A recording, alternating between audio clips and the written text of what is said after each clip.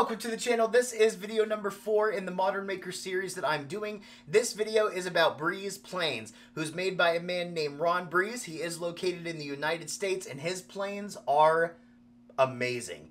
They are simple, elegant, and they function very, very well. I got to check out this plane when I visited my friend Lou over that last road trip, and he told me it is the best hand plane that he has ever used.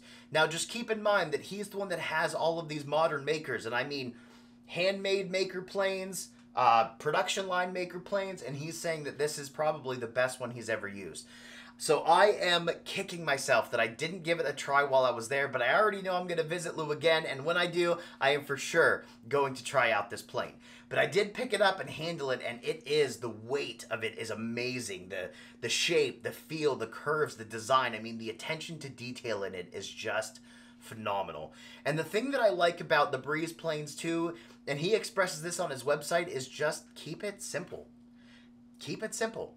It'll function, it's beautiful, it'll do what you want it to do, and it's easy to use. And that's awesome. I love that part about his planes as well.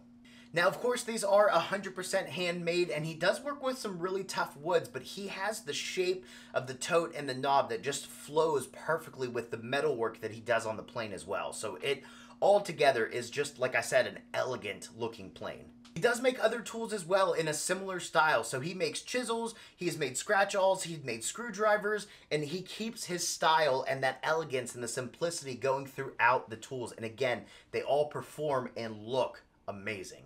So if you guys ever get a chance to get your hands on a Brese plane, please try it. Because again, I'm kicking myself that I didn't actually try the plane. But anyways, like Lou said, it's the best plane he ever used, so keep an eye out for them. I hope you guys enjoyed this video. If you got any questions, any comments, anything like that, feel free to let us know down below, and have a good day.